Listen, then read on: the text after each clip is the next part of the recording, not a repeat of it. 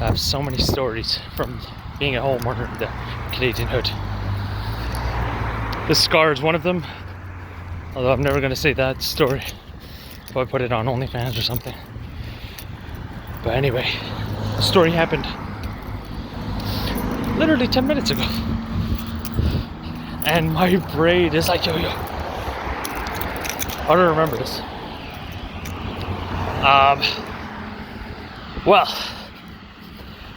for context, I just went to get a haircut, and as soon as I walked in, somebody from the Canadian hood who said they want to kill me was in the same barbershop. Now, for context, I take medication. One is antidepressants, and the other one is for focus and mood stabilizer. Pretty much. Now, I took my mood stabilizers and focus pill, but not. I took 2/3 of the antidepressants. The reason I took 2/3 is because sometimes I do feel the antidepressants do make me a bit lazy. Now keep in mind, I'm not a healthcare professional, so don't take my advice. Listen to your doctors. Don't take my advice. I'm just telling you, I personally notice that the antidepressants do make me a bit lazy, so I took 2/3 just to help me do some stuff done, because I have to fix some major problems right now in my life. And you know what, eventually I'll probably talk to my psychiatrist and he'll probably agree that yeah, we should lower the dosage. But anyway, I wish I took the dosage, because this guy was like, yo man, you shouldn't have come here, I should have killed you. That was my best impression of him. But anyway, and I looked at the barber. Listen, the barber is just a businessman. He just wants to make his money, the guy's not trying to start anything, and I feel for him. So I looked at the barber, I was like, should I leave? Because I genuinely, again, one, I wasn't in a confrontational mood, to be honest. I still put on a tough face though, I think. And two, I was like, dude, should I leave? Because again, the barber is just a businessman. You know what I mean? I don't care what his political views are or whatever. He just wants to give me a haircut and make his money. So I felt for him. I was like, yo, should I leave? And then the barber, I would argue, took my side. I was like, yo, I just want to give his haircut. I was like, okay. So I sat down and received a haircut. God, I hope the sound quality for this video is good. And so while I was getting the haircut, throughout the haircut, he literally he said, oh man, you're making my blood boil. And they were speaking, for lack of better words, in a hood lingo. And I'm sorry, I don't know the hood lingo, although the barber is older than me, but he seemed to know it. I was like, yeah man, he wheeled on me, man, and all that. He said some stuff like that. And while I was sitting, I said, bro, there's plenty of scissors here. And my hands, because when you're wearing that barber thing, your hands are covered, so you can't really reach and defend yourself. Because I was in a vulnerable side. He was sitting in a regular seat. I'm the one who's literally pretty much tied up. So I'm like, dude, there's plenty of knives here. And then for a second, and I think, I don't know, he either got scared, or he was like, yeah, shut the fuck up, no one's talking to you, or something like that.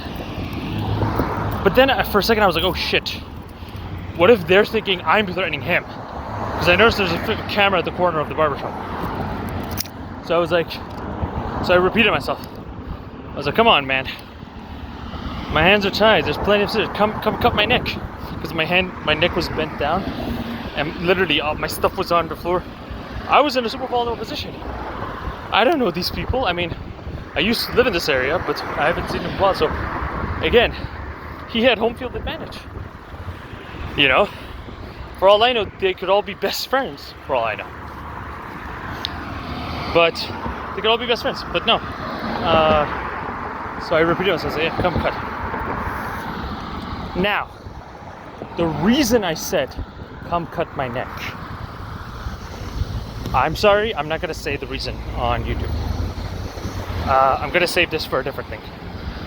But I'm sorry, that's the one thing. I will tell, literally, anybody that has any questions, I swear, I will answer literally every single question that anybody has about this story. But the one thing I cannot answer is, the why I told him to come cut my neck. And I was 100% serious, by the way. It wasn't a bluff or anything, so don't try to guess, oh, you were bluffing. No. The reason is actually very, very important, but I can't reveal it, okay? But anyway, so I said, yeah, come cut my neck. And again, I wasn't bluffing or anything. I literally, again, I was sitting down, surrounded by the barber who's probably friends with him, surrounded by some random stranger who's sitting down, probably friends with him, and he's sitting there. Again, everybody's free except me. My phone is on the table, that's far from me. My bag's on the ground, that's far from me. There's a barber with the thing around my neck. They had 100% of all the advantage. Okay? So I was like, yeah, come cut my neck, dude. You're so angry. And he said nothing. You know, when you, I don't even know what to describe this. It's like you're playing a video game and you're shooting a gun in the video game. And you expect that gun to do something, but you don't expect the gun to like kill the guy. You expect the gun to just like, I don't know, damage the guy.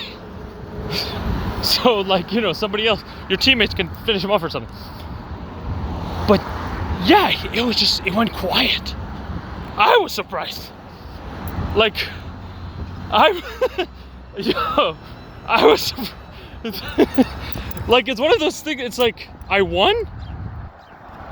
There's no way I won. What? Like, it's a weird feeling. So, anyway, they all went quiet. Okay. And this is why, if you know why I said that, maybe that's gonna help understand the story, but now that I'm looking back on it, I'm smiling. Back there, I was like semi-smiling. I wasn't really like, haha, I'm stronger than everybody. No, not at all. But anyway, that went quiet. And a few seconds later, he talked about God or something. And this whole time, I literally don't remember what I did to this guy. So when he kept saying, he wheeled on me, he did this, I was genuinely like, what did I do? Wheels? What? I don't know. So this whole time, I was like, I literally genuinely was like, yo, tell me, what did I do? Tell me what's going on. Yeah, but no, he didn't say anything. I was like, yeah, you don't know, man? Wheels on the bus, go around. I don't know if that's supposed to be funny, but like, I genuinely like, what the fuck? And then he talked about God. I was like, oh yeah, you're Muslim, right? And so this is something, keep in mind, I'm in a vulnerable environment with again, people that they could all be best friends. I'm the fish out of water, wearing a stupid yellow jacket. So, I don't know why I did the God thing, because, I don't know, in my experience, whenever I meet anybody that's Muslim or Christian or even Jewish actually, men of God, I don't know, there's always a good connection. Men of the book. And recently in my life, I've noticed the exact same thing with Sikhs and Hindus, and even Buddhists actually. I haven't noticed the same with anybody that's a Taoist or one of those like Eastern religions, because again, Sikhism and Hinduism is not Eastern, it's Southern Asia, but whatever. Anyway, so I don't know, maybe I got lucky, but I tried to go that, and honestly, now that I look back on it, I think I was scared. Because again, why did I go with the God angle? I don't know. Maybe I tried to get people to like me. I don't know. I genuinely can't. Why did I try with the God run? Although, again, I tried to go with that. He was like, no, I believe in science. That was a weird comeback when I told him, I believe in God, right? He's like, no, I believe in science. Okay. I remember when we met, because now I was starting to remember something about him. And now, by the way, just so you know, now I remember everything, or at least most of it. But I told him, yeah. I was like, yeah, okay, but are you, Muslim? I was like, no. I was like, so you're atheist? Like, no, I believe in science. And I was like, but you said wallahi, which wallahi is an Arabic phrase, which again, it's just an Arabic phrase. Doesn't mean it's a Muslim phrase. People get this mixed up. It's like the word Dieu means God in French. It doesn't mean the French God. It's got Allah. Does not mean the Muslim God. It just means God. So you could literally be Christian but be speaking Arabic. You could be Jewish and speaking Arabic and you'd say Allah. Anyway. So yeah. There's like, oh, so people say Jesus. I'm like, yeah, but Jesus is an expression. And I realized, okay, what the fuck? Are we gonna have a debate? Like, what the fuck is going on? I was like, dude, Jesus is an expression, but Wallahi is literally, I swear upon pretty much the Abrahamic God. Which honestly, I think even if you're not an Abrahamic religion, but you still believe in God, you don't say you swear to God. Okay? Someone that's not Abrahamic could correct me. So, anyway, that was a weird debate, and he walked away. But again, keep in mind, I'm still sitting getting a haircut. So, he literally goes outside to these other, hood-looking guys. Clearly, I know my lingo. And then I was alone with the barber and a random friendly stranger. And I asked the barber, what does that mean? What is wheeling? He was like, oh, you don't know? He was like, you're pretending to be dumb. I was like, no, I wasn't. And he laughed and I said, yeah, I'm actually dumb because I don't know what that means. And he's like, basically, it's a code word for this guy did something. And you gotta watch out, it's code. I was like, oh, okay, thank you, I didn't know that. And he's like, what did you do, fam? And first of all, I just realized he called me fam. Oh my God, oh, sorry. Or did he say fam? I don't know. I said, I don't know. And that's when my wheels started turning. Now, keep in mind, I told them, oh, by the way, I gotta take my meds. So I was like, wait, sorry, give me a second. So I took my med, because don't forget, this whole time, I was low on the med. And what a weird time for me to do that. Dude. Because here's the funny thing. Is at that time, like, I was low on the med. I was not in a confrontational fighting mood. Like, what a weird time for me to be on the med, like, not have been fully on the med. So he goes out, I take the med. And again, the med doesn't kick in really fast. Now, while we're sitting, the guy, sorry, I gotta properly word the story. He goes out, and with two other hood-looking guys who are standing outside smoking. It's just the German Shepherd. God bless German Shepherds. Anyway,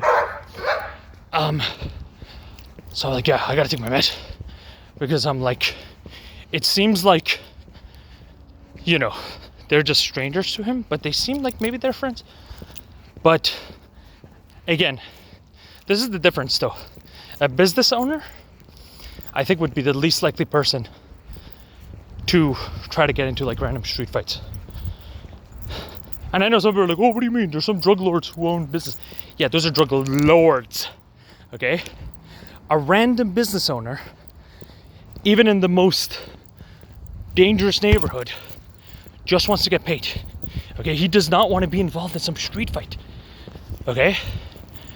And that's something I've noticed greatly, is usually it's the street thugs. How many street thugs do you know who own their own like barbershop? None. Unless they're fucking from Breaking Bad or something. I don't even know. But anyway. So he seemed to be more neutral. And again, now I'm scared. And I genuinely am. So I take my med, go, like, you know, he gets my haircut. And at this point, he's like, yeah, wheeling means, you know, you know, there was something you pulled. And that's when the wheels of my brain finally churned. I was like, oh, I think I know what I did to him. There was two things I did to him. You know, one of them I would say he fully deserved. The other one, I would say, yeah, I was probably bad. The first thing I ever did to him, and that one is a whole long story by itself, but that story is super juicy. Like, that's why I literally try not even tell too many people that story, because I would say it's probably one of the top 10 stories of my life. And the problem with that story is, listen, I want to make money off of all my life stories, all my miserable and happy things that happened to me. I want to put them on YouTube. But the problem with that story, that's the one story that it's probably still incriminating. So I don't know if I could ever. I was thinking of putting it on OnlyFans. But then I'm like, okay, yeah, but what if somebody literally goes on OnlyFans, takes the story, and gets me arrested? So I can't. So all in all, I started to remember. I was like, I think I know. And I genuinely, like, was... And I didn't want to tell them, because all of them were black. I don't want to tell them, well, I don't remember, because that could have been a different black guy. I might be mistaking black guys. Like, I think that's a funny joke. And believe it or not, I've made many people of many different races laugh, even with my edgy jokes. But again, my mood was, again, it wasn't there. So, haircut's done. You think that's when the story ends, right? Because then I just walk outside and I film it on you know, my phone, right? No. They don't accept credit card or debit. I was like, oh God. Literally, my heart dropped because I was like, at this point, I think either everybody here, except for the one guy, either they are neutral with me or they like me. I don't think anybody hates me. And then this happens. Because I was like, oh God, I don't know what to do. So I think by that, the pills were kicking in. I was like, yeah, okay, here, I'll leave my backpack here. Can I go cash it out? And he's like, yeah. So then I go, there's an ATM right next door. I walk past the guy who's talking to his hood friends or whatever. Except this time, oh, yeah. So they're both there smoking. Nothing happens. When I go cash out, incorrect pin. I panic more, but I think by then the pills are kicking in. I put it in. Correct pin. And then I got the cash. I take the money, I go back inside to pick up my backpack. And this whole time I'm scared. I'm like, oh my God, what if he took something from my backpack? Please, God. But no, nothing was taken from the backpack. I go in and I hear him telling the original story of what I did to him long ago. And I just ignore it. And I noticed one of the hood-looking guys from outside is gone. And when I go back inside, the guy doesn't acknowledge me, only the barber does. I give him his money, I said thank you. I even tap him on the shoulder. I just walk away. And then while I'm walking out, I realize, holy shit, he's actually telling the story. And I'm like, you know what, I should say the story on this side. I doubt they'll ever see this video. But yeah. That